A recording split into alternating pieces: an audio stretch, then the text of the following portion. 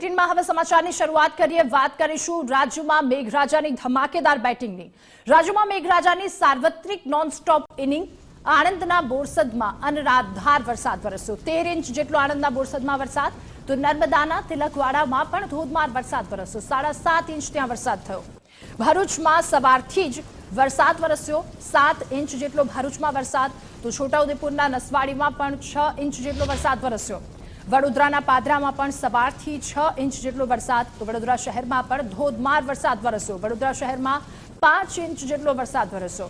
ભરૂચના હાસોટ, નાંદોદમાં 5 ઇંચ વરસાદ વરસ્યો, તો વડોદરાના સિનોરમાંથી સવારથી 4.5 ઇંચ જેટલો વરસાદ વરસ્યો છે. અંકલેશ્વરમાં 5 ઇંચ, જામનગરના જોડિયામાં 4 ઇંચ જેટલો વરસાદ, તો ભરૂચના વાગરામાં સવારથી 3.5 ઇંચ જેટલો વરસાદ વરસ્યો. આ તરફ આણંદના તારાપુરમાં પણ 2 કલાકમાં 3 ઇંચ વરસાદ પડ્યો છે, ત્યારે સ્થાનિકોને ભારે હાલાકી ભોગવવાનો વારો આવ્યો છે.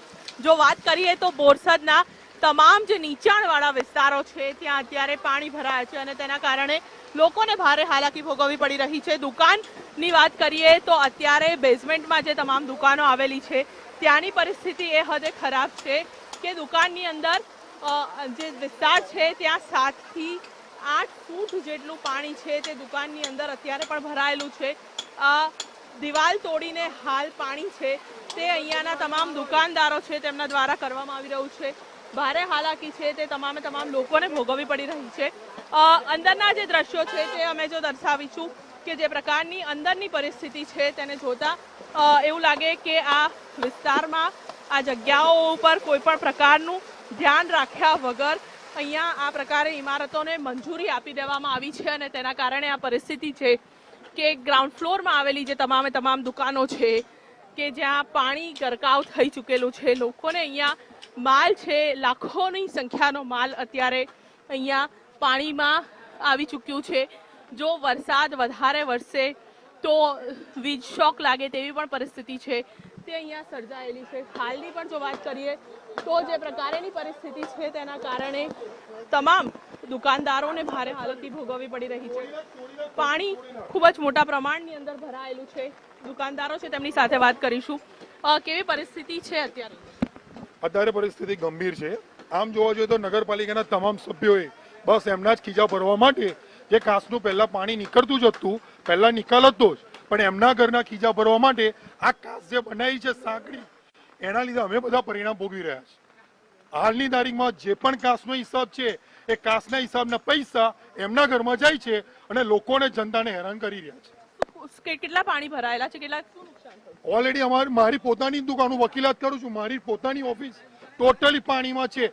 અસીલોના પેપર્સથી લઈને કોમ્પ્યુટરથી લઈને ફર્નિચર તમામને નુકસાન થયેલું છે. આ નગરપાલિકાનું કામ બસ વરસાદ આવે એટલે એમના ખીજા ભરવા માટે એમના કામ નીકળે છે, પણ કાંસ એ સિવાય નીકળતા નથી. અન્ય છે તેમની સાથે વાત કરીશું. શું પ્રકારની પરિસ્થિતિ અહીંયા થઈ? એટલે મારી પોતાની અહીંયા આગળ દુકાન છે. સવારે લગભગ 9-10 વાગ્યાની આજુબાજુ કંઈક પાણી વધારે ભરાઈ ગયું અને વરસાદ ધોખાર પડવા માંડ્યો અને પછી ડાયરેક્ટ જ પાણી અંદર આવી ગયું. સવારે 9 વાગે તો મારી દુકાન ખુલ્લી જ હતી, ત્યારે પાણી ભરાયું નહોતું, પણ આ નીચાણવાળો વિસ્તાર હોવાથી અને બાજુમાં પણ પાણીનું લેવલ સરખું થઈ ગયું અને લગભગ 4 ઇંચ વરસાદ પડ્યો એ ટાઈમે 10 વાગ્યાના આજુબાજુમાં, તો સીધું પાણી આવીને દુકાનમાં જ પડી ગયું. વરસાદનું નહીં, આ નહેરનું પાણી છે? ના, વરસાદનું પાણી છે, પણ બીજું બધું પાણી બી આવીને ભેગું થયું અને પાણીનો નિકાલ આગળ થયો નહીં, એટલે બધું પાણી અંદર બોયરાની અંદર અમારી દુકાનમાં ધસી આવ્યું એમ એ રીતે. ચોક્કસથી જો વાત કરીએ કે 12 ઇંચ વરસાદમાં બોરસદમાં આ પરિસ્થિતિ છે તે અનેક જગ્યાઓ ઉપર, અનેક રહેણાંક વિસ્તારોની અંદર પણ આ જ પરિસ્થિતિ સર્જાઈ છે. પાણી ભરાઈ ચૂક્યા છે અને લોકો છે જેમને જાતે જ પાણી બહાર નીકાળવાના રસ્તાઓ કરવાની પરિસ્થિતિ છે તે જોવા મળી રહી છે. અહીંયાના સ્થાનિકો દ્વારા પાણી બહાર જ નીકાળવાનું કામ પણ જાતે કરવામાં આવી રહ્યું છે. નગરપાલિકા તંત્ર તરફથી કોઈ પણ વ્યવસ્થા છે તે નથી કરવામાં આવી.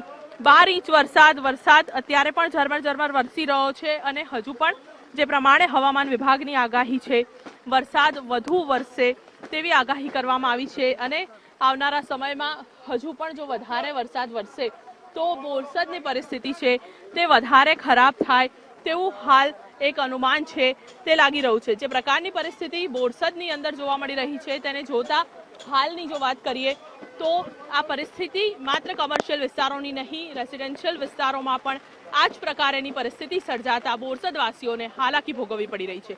કેમેરામેન નિકુંજ પ્રજાપતિ સાથે રીમા દોશી, ગુજરાત ફર્સ્ટ, બોરસદ.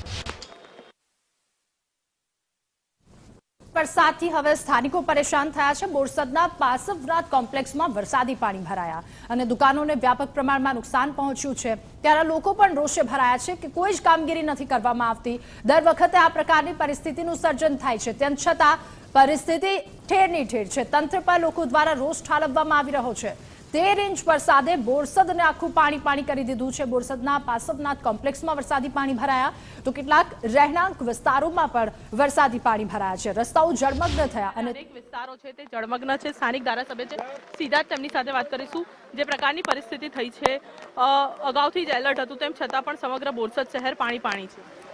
બેન, આમ તો આપ બી સમજી શકો છો કે સવારે 8 વાગે વરસાદ શરૂ થયો અને 11 વાગ્યા સુધીમાં એક ધારો વરસાદને 14 ઇંચ જેટલો વરસાદ પડી ગયો. એવા સમયમાં નગરપાલિકાએ પણ કામગીરી કરી છે, કાસ વિભાગે પણ સરસ કામગીરી કરી હતી, પણ આટલા વરસાદની અપેક્ષા નહોતી. 2005માં જ્યારે વરસાદ પડ્યો ત્યારે 9 કે 10 ઇંચ જ હતો. ત્યારે પણ જે પરિસ્થિતિ હતી એના કરતાં અત્યારે ખૂબ સારી રીતે બધાને, પરંતુ બોરસદમાં 2 વિસ્તાર એવા છે કે એક વન તળાવ વિસ્તાર ને એક અક્ષરનગર વિસ્તાર કે જે થોડાક નીચે ડૂબમાં છે અને કાંસના લેવલ પર છે. એટલે કાંસનું લેવલ જ એટલું બતાવે છે કે જ્યાં સુધી કાંસમાંથી પાણીનો નિકાલ નહીં થાય ત્યાં સુધી અક્ષરનગરમાંથી પાણી હટે એવું છે નહીં. એટલે અમે આગળ પાણી કેવી રીતે નિકાલ થાય એ દિશામાં સતત પ્રયત્નો છે. તમામ વહીવટીતંત્ર, એસડીઆરએફની ટીમ, પ્રાંત નગરપાલિકાનું તંત્ર, બધા જ તંત્ર કામે લાગેલા છે. સવારે 9 વાગ્યાથી કેવી રીતે સતત બચાવ કામગીરી ચાલી રહી છે, કારણ કે સતત લોકોને અંદરથી બહાર લાવવામાં આવી રહ્યા છે? હા બેન, પણ હવે શું છે કે આ બંને મોટા વિસ્તાર છે. એક આ વન તળાવ વિસ્તાર પણ એવો છે અને અક્ષરનગર વિસ્તાર પણ એવો છે. એટલે એમાંથી પહેલાં તો બધા એકદમ નીકળતા નથી, એટલે સમજણપૂર્વક. પરંતુ એના કરતાં જે વન તળાવ વિસ્તાર છે ત્યાં બધા કાચા મકાનો છે. એટલે એને પહેલી એસડીઆરએફની ટીમ એને કરી રહી છે. અહીંયા પાકા મકાન છે. એટલે હવે પછી ધીમે રહી અને એ ત્યાંનું રેસ્ક્યુ પૂરું થશે એટલે અહીંયા આવશે. એટલે આ બધાને સલામત સ્થળે ખસેડવા માટેની પૂરેપૂરી પ્રયત્ન છે અને લગભગ બધી પરિસ્થિતિ નિયંત્રણ હેઠળ છે. કલેક્ટરશ્રી પણ સવારના અહીંયા એમની ટીમ સાથે લાગી છે. એસડીઆરએફની ટીમ પણ આવી ગઈ છે. વધારે બીજો સ્ટાફ અમે આણંદ નગરપાલિકાનો પણ આવી રહ્યો છે. એટલે ટૂંકમાં બધું વહીવટીતંત્ર તો સક્રિય છે. બીજું સ્થાનિક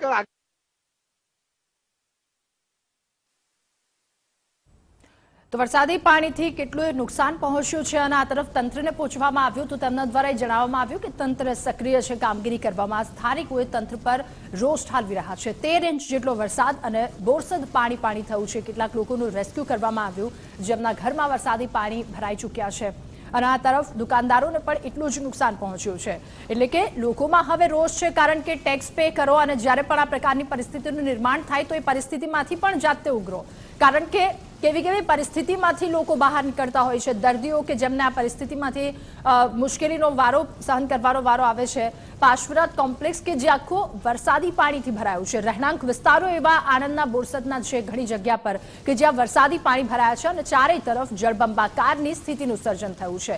એક તરફ સ્થાનિકો રોષે ભરાયા છે. 13 ઇંચ વરસાદ વરસ્યો અને હજુ પણ આગામી દિવસોમાં ભારે વરસાદ રહી શકે તેવી હવામાન વિભાગ દ્વારા આગાહી વ્યક્ત કરવામાં આવી છે. ત્યારે તંત્ર દ્વારા આગામી દિવસોને લઈને કામગીરી શું છે એ પણ હવે મહત્વનું થઈ જાય છે. કારણ કે કેટલીય દુકાનોમાં પાણી ભરાયા છે, કમર્શિયલ જગ્યા પર પાણી ભરાયા, રેસિડેન્શિયલ વિસ્તારોમાં પાણી ભરાયા અને માત્ર લોકોને હાલાકીનો સામનો કરવો પડી રહ્યો છે. એક જગ્યાએથી બીજી જગ્યાએ લોકોને સ્થળાંતર કરવામાં આવી રહ્યા છે, કારણ કે જેમના ઘરે વરસાદી પાણી ભરાયા છે, જેમ અમુક વિસ્તારો કે જે જળમગ્ન થયા છે ત્યાંથી લોકોનું રેસ્ક્યુ કરવામાં આવી રહ્યું છે. કેટલીક દુકાનોમાં વરસાદી પાણી ભરાયા. આ બોરસદની પરિસ્થિતિ છે. આણંદમાં 13 ઇંચ જેટલો વરસાદ વરસ્યો અને ત્યારબાદ મેઘરાજાની જમાવટ બાદના આ વરસાદી દ્રશ્યો આણંદના બોરસદના અલગ અલગ જગ્યા પરના તમામ સ્થળના વરસાદી દ્રશ્યો કે જ્યાં ક્યાંક કમરસમાં પાણી ભરાયા છે, ગોઠણનું પાણી ભરાયા છે. આ તમામ પરિસ્થિતિને પહોંચી વળવા માટે તંત્ર દ્વારા કામગીરી કરવામાં આવી રહી છે, પરંતુ કેવી કામગીરી અત્યાર સુધી કરવામાં આવી એના બોલતા પુરાવા છે આ દ્રશ્યો. 13 ઇંચ વરસાદ અને ત્યારબાદની આ પરિસ્થિતિ આણંદના બોરસદની કે જ્યાં કેટલાક કોમ્પ્લેક્સમાં પાણી ભરાયા.